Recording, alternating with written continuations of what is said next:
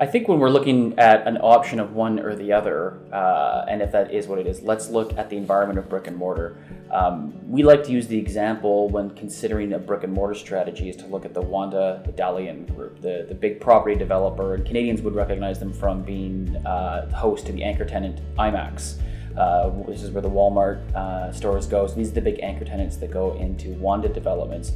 Right now we're seeing Wanda move a little bit away from brick and mortar and start to invest in e-commerce, and they've just announced a big joint venture between Tencent, Baidu and Wanda to come together and create a big e-commerce platform and compete head-on with Alibaba. So when we see the big brick and mortar who are typically host to the international retail stores abandon, in a way, brick and mortar and move towards digital, for us, this is a big symbolism to show that the needle's moving. It's moving much more towards e-commerce. And I think that's an indicator that should encourage Canadian SMEs to look at a digital approach when coming into China as a much more seamless way in. Yeah, absolutely.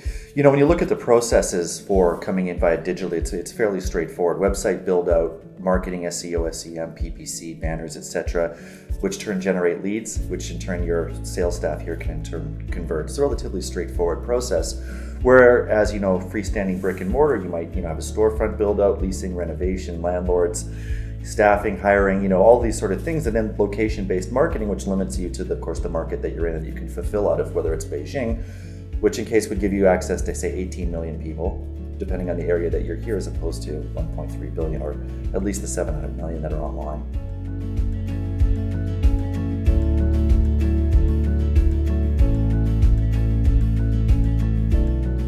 I think most of the successful stories that we've been involved in are definitely in the B2B space. Life sciences has been one of the hugest growth areas.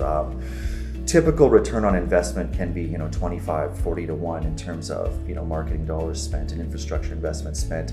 There's really incredible demand in those sectors. Also advanced manufacturing, clean tech as well, all in the B2B space are seeing excellent ROI off internet investments.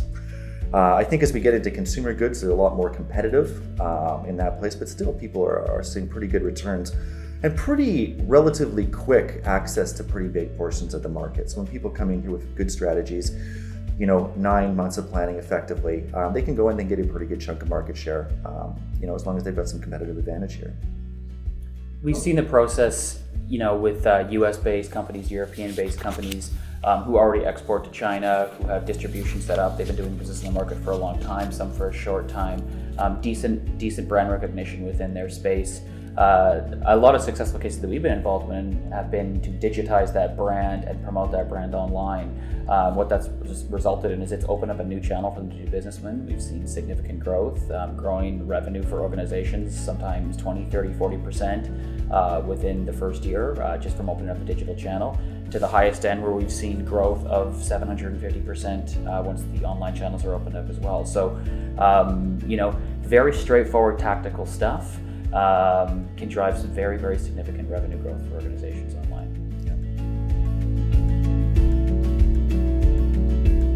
In general, in terms of market entry, I think it's just important to be aware of the amount of information that's available to SMEs.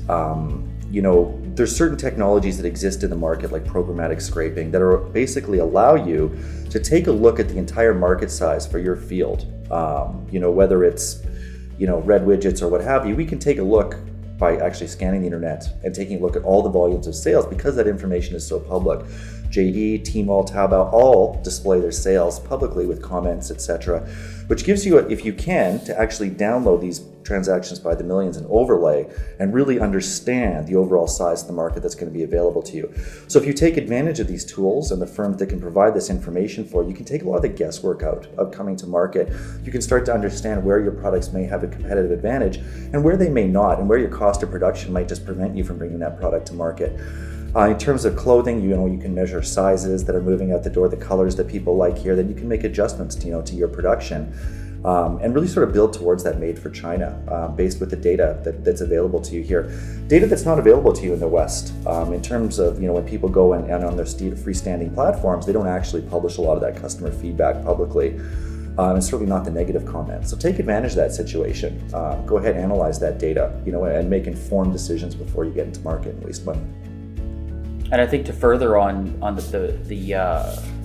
Jacob's point, sort of the flip side, and typically what we see with what doesn't work very well in China, is even though digital is a much easier way in and leveraging the web in China for businesses, it certainly lowers the barrier to entry. I think it makes it a lot more accessible, but it's by no means a simple way in. When we see brands fall down online in China, it's typically because they've sought out that quick, easy win, the cheap and cheerful methodology to come into the market, find themselves with bad partners, insufficient budget, and really a lack of data on the planning side, like Jacob just spoke to, which prevents good decision making, which then sends them down the wrong path. So, just as Jacob said, get the data, look at the market, understand what your goals are, and then build a program to fit around that, and enjoy success online in China.